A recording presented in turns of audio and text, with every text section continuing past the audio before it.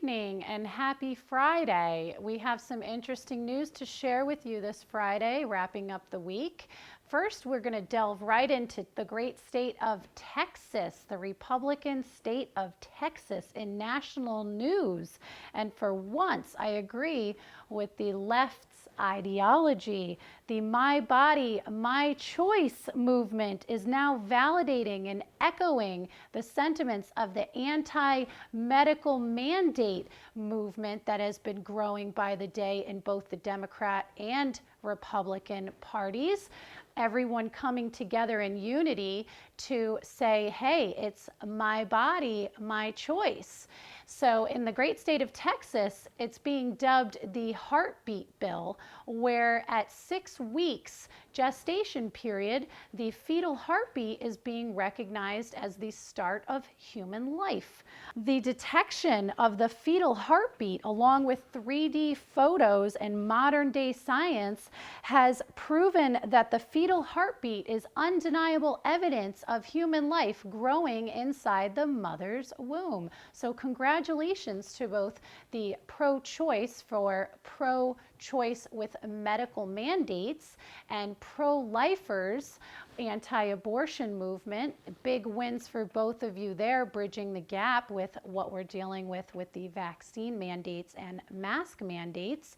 The irony of the slogan, my body, my choice, has proven to be a huge win for us as well. In Connecticut, there is no emergency Ned rearing his head today at a press conference. Ned Lamont admitted there's no emergency while speaking publicly in Connecticut today. Have a look at this clip. I mean, our infection rate is stable. We have about the lowest infection rate in the country right now.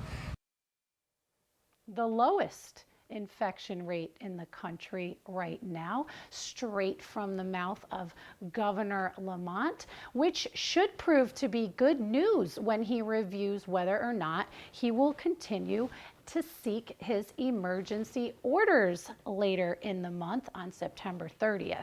If he does, this will be his 6th extension of his emergency orders, bypassing the state legislature and using the stroke of a pen to put his mandates into place.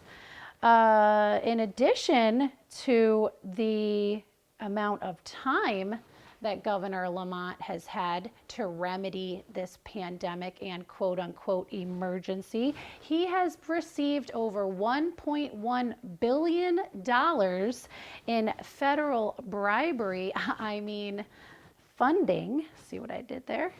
No, seriously, we don't know where the money went, Ned, but we're looking into it. And as soon as the legislature's back, man, we are going to have some answers for people out there.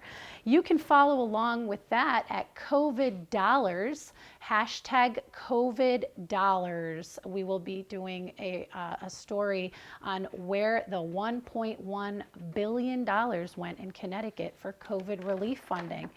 Moving right along, what is the point of all of this? In both states, Rhode Island and Connecticut, Republican state representatives have called for the powers to be relinquished by the state governors in lieu of restoring the democratic process to the legislators. This would return the power to the people by way of our elected officials, and constituents have a strong message for elected officials. If your presence isn't needed, that is being noted this year. So we have some angry voters out there that think the legislators need to go back to work and the governors need to relinquish their orders. Again, it's day 540 for Ned Lamont's emergency orders, and plenty of both Democrats and Republicans in Connecticut feel that between the amount of time he's been given and the amount of money from the federal government, he has had plenty of time to get Connecticut out of a virtual state of emergency. Connecticut made international news this week with teacher Jennifer Tafuto, a Manchester public school teacher who resigned over the district's critical race theory or CRT curriculum. She has made international news by refusing to adopt woke ideology and quitting her job after 6 years of teaching. Jennifer Tafuto is a fourth-generation teacher in her family. This resignation comes after a rash of resignations across many industries now in protest, and adding public education to one of them. We've seen multiple protests across the country in regards to some of these medical mandates, including the mask mandate and the anticipated vaccine mandates in different industries. Truckers, teachers, nursing staff, nursing home staff, doctors. We're seeing virtually every industry be affected by these supposed or forthcoming medical mandates for vaccines, with people simply walking off the job, quitting careers, and leaving behind pensions and benefits to avoid having to be required to take the vaccine, the experimental vaccine. In closing tonight, we have Olivia here with Fact Check with Olivia. Olivia, why don't you come on over and tell me how your first day was, or first week of school. We are here with Olivia, and she is doing Fact Check with Olivia. This week we're talking about the back to school mask mandate measures that the kids are learning to adapt to. After having a short and brief period last year where they returned to school and had to do so wearing masks, now they've braced themselves for potentially a full year of mask wearing, although in just a few weeks, Ned Lamont will be reviewing his emergency powers and hopefully rolling back universal mask mandates here in Connecticut. Until then, Olivia, why don't you explain to me what time do you put your mask on for school? We have to put it on before we get onto the bus. And then when you get to school, do you keep it on? We do have to keep it on unless it is recess, lunch, or our mask break. And what is a mask break like? A mask break is basically where the whole class goes outside with a snack, and we have to be at least 3 feet apart to take off our masks and eat, which I find, Got to do it anyway, right? Mm-hmm. Can't eat, can't drink with a mask on, and it's even kind of hard to breathe with a mask on, isn't it? yes, especially those cloth Is it masks. hard to hear people when they're talking with the mask on? So, yeah, there's a little bit of there's some drawbacks to wearing a mask, even though scientists and experts, shall we say, they are not really referring to themselves as scientists, but experts are saying that the masks help spread the transmission of coronavirus. So the children are being forced to wear the masks from about 8:15 in Olivia's school until about 3:15, with a few brief respite periods to take the masks off and breathe freely, as Olivia described, being a mask break or at lunch or while eating and drinking. So the kids are learning to adapt, I would say. I'm not sure my kids are too happy about it. I am I'm definitely definitely not happy about it. Would love for things to go back to normal, and hopefully we're headed in that direction as things seem to be winding down with the pandemic, and especially in your age group. Olivia indicated that one of her favorite times to enjoy times with friends unmasked is with her friends playing sports. So in her district, the children are allowed to be unmasked when they take to the fields and the courts right now, enjoying time together, playing different sports and activities unmasked or mask free, which is really nice. So what sport do you play, Olivia? I play softball for the Cheshire Flames. Wow, good. That's a travel team, isn't it? Yes. That's awesome. And you guys get to keep your masks off? Or is Yes. there any times that you're supposed to be wearing it? Or Not that I know of, because I am new to the team.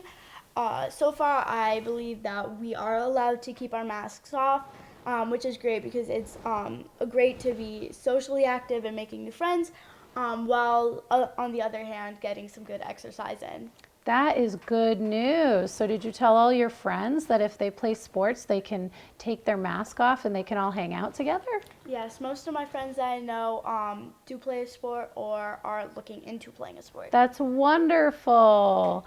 I wish all of our fall sports teams the best of luck across the state. And I'm very excited for the student athletes to be able to hit the fields and the courts and the playgrounds and all of the practice grounds mask free and enjoy playing with one another. And enjoying time together like the good old times. Well, thank you. Thank you, Olivia, for joining us this evening on Fact Check with Olivia. Olivia gave you some facts this evening on how you can stay healthy with exercise, and also letting you know that you do get mask breaks in school. So make sure that you are getting your mask break in school to stay healthy. If you have any questions with that, just ask your teacher or local superintendent or principal, and they can guide you through what your free breathing breaks are for your district. Thank you. You're welcome. We'll see you next week. A couple tidbits for my fact checkers out there. You can feel free to type into your Google search bar what France has been up to. 200,000 people hit the streets in protest of medical mandates in France. Anti-vax advocates and anti-mask advocates are up in arms in France, the country of France, pouring into the streets with signs, blowhorns, and creating a ruckus just to let their prime minister know that they are not going to tolerate the medical mandates. And within a couple days, 160,000 more people joined them in taking to the streets. So day after day, the sentiment in France against the medical mask mandates and medical vaccine mandates is growing. So we will be looking into that. Feel free to Google search that up and get some information on what's happening around the world with rallies and protests. And right here in Connecticut was a peaceful protest today for children to have a voice and stand up and leave school in protest of universal mask mandates at school. Parents united to pick up their children for the Unmask Our Children protest today, picking up their children between 12 and 1 o'clock for early dismissal, letting their school principals know that they are opposed to the universal mandates for masking. That was an interesting thing that I participated in today for one of my children who has special needs and is on the autism spectrum. My son Luke was my little hero to stand up and leave school in protest of the mask mandates because he is not being provided with a mask where there is a transparent or clear window over his mouth, which would allow for his teachers to see what he's saying. And on the flip side, teachers have also not been provided with the proper masks that have a clear, permeable plastic window for the students to be able to see what they're saying. Some special needs children, including my own, letting me know that it's very difficult to hear, see, and understand what their teachers are saying. So that is just the facts coming from my children. It was a great week overall looking at the news. I think that Connecticut really has made some strides towards dropping the Governor Ned Lamont's emergency powers, with Connecticut rising to the top and leading the nation with the lowest incident rates for COVID, which is excellent news. We hope that when Ned Lamont reviews his emergency powers on September 30th, he will see that it's time to repeal them and roll them back. So we look forward to talking to you soon. And if in the meantime you'd like to watch this recording again or see what we're up to, we are moving to the YouTube platform under the name Freedom Trail Media. So you can search up Freedom Trail Media in the search bar on YouTube, look for new and upcoming content from the Real Republicans, as well as a new streaming service that Olivia participated in tonight, going to be called Little Faces for Freedom. So thanks for joining us, and we look forward to seeing you on our other platforms. Find us on Facebook as well. Have a great night.